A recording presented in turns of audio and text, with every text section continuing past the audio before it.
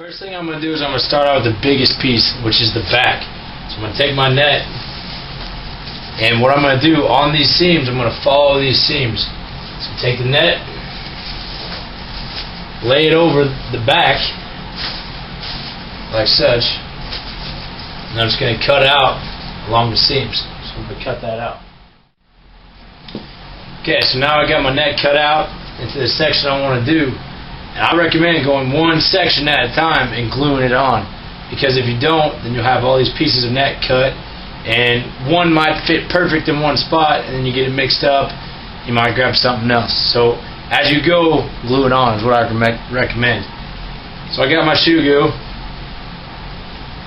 What I'm going to do is I'm going to start in one corner, put some glue down. Nice little dab right there. Set it off to the side. Take my net, push it down, and rub around a little bit, just so it meshes the fabric together. Then I'm just going to wait and let it sit for a little bit. And the next spot I'm going to glue will probably be 4 to 5 inches away from it. And how I glue is I just make squares. So here, here, here, here, here. Just basically like a grid pattern all the way around. So when this one's drying, my next spot I'm going to put right here, roughly 4 to 5 inches away, with just a little dab on. Grab the material, mesh the material together. You want to be in a room where everything's ventilated, because this glue has fumes, puts off fumes. So you want to be careful for that. So here is where I got my first 2 spots at. And like I said, my grid pattern, I'm going to start all the way at the top, piece it together, then I'll start setting in my grid pattern. Alright, so I got it all glued down. I'm just going to go over and make sure my net and my glue are getting set together. Just kind of double tap all the spots that I glued, make sure it's actually getting stuck into there. So I'll wait until all this is dry. Now the net is on there. Next thing I'm going to do is the arms. And remember how I said this is the back of the jacket. So I got to do the back of the arms over to the top to the other half of the arms. So what I'm going to cut is where my sleeve is right here is going to be the halfway point. So I'm just going to cut right through here. Okay, one thing to remember when you're cutting, when you're going to glue net onto a piece of fabric that bends like a joint, like your elbow or your knees, whatever, you're going to have to cut it off right here. So you have 2 separate net pieces, so the net doesn't bind your movement. So I'm going to have a piece of net right here and a piece of net up here. So 2 separate pieces of net. So what I'm going to do there is just cut right where the elbow is going to be at. So now I have 2 pieces of net.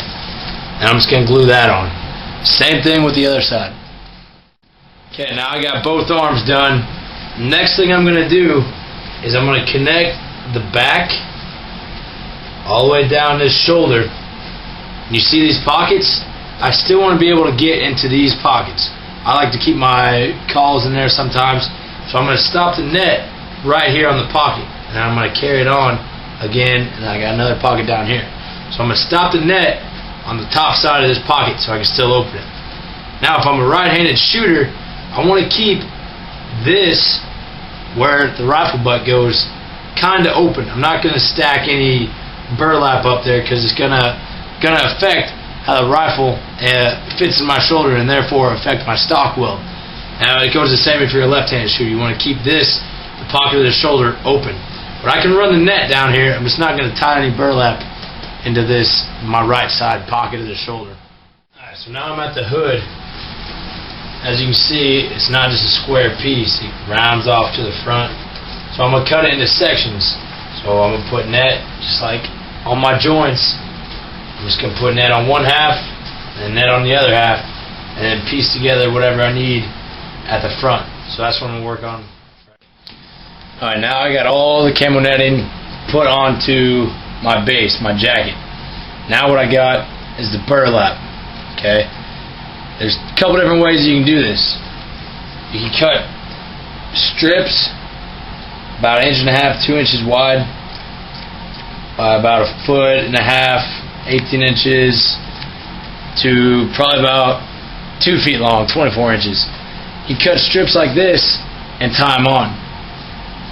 Another way you could do it is just to grab individual strands and pull them off like this and get a whole big group of just little strings. This way it looks like grass. But you can also do that here. Whenever you tie it on, you just peel the strings off to the side. But then you lose these cross pieces. So you lose probably about half your burlap. So you can do them either way. I personally do it this way and just fray the ends, and I just pull them off just like that, just to give the ends a frayed look. I probably do that to about 4 inches of it, and then it gives a solid mass to the other one, to the whole ghillie suit. Just gives a solid mass to it with just little ends, little frayed. So I personally don't pull them off, but you can do that if you don't want to waste any burlap.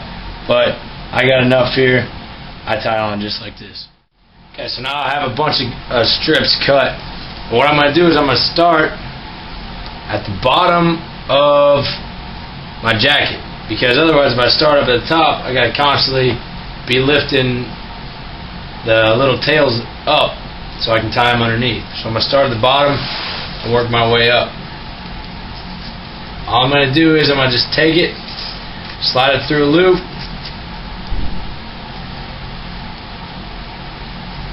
do a simple overhand knot, pretzel knot, whatever you want to call it.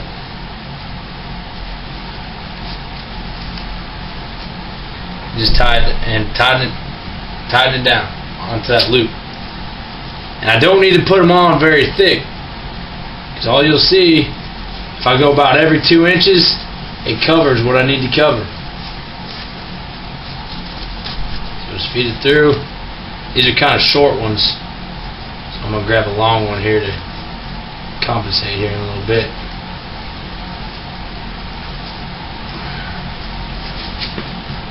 Just keep tying them down.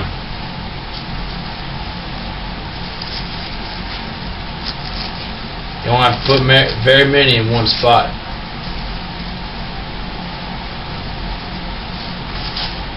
Some people tie in the middle. I don't really tie in the middle. I just go off to one side a little bit, and I usually have like 3 or 4 inches on one side and then 6-7 inches on the other side, and that's all I need. As you can see, I tied on all these pieces of burlap, and what else I did, I took the extra net that I had and I cut pieces the width and the length of burlap, and I tied them in as well to kind of give a leafy vegetation look to it. But as you can see, all this burlap is just in squared pieces. So what I want to do is take the burlap and you grab the vertical pieces, pull them off to the side, and you're going to be left with horizontal pieces like this. You're just going to pull these out and just strip and fray the ends of the burlap pieces to make it look kind of like grass or something to that effect. So I'm going to be doing that to all of these squared pieces, roughly about 4 to 5 inches of just the end. I'm just going to pull the cross pieces out.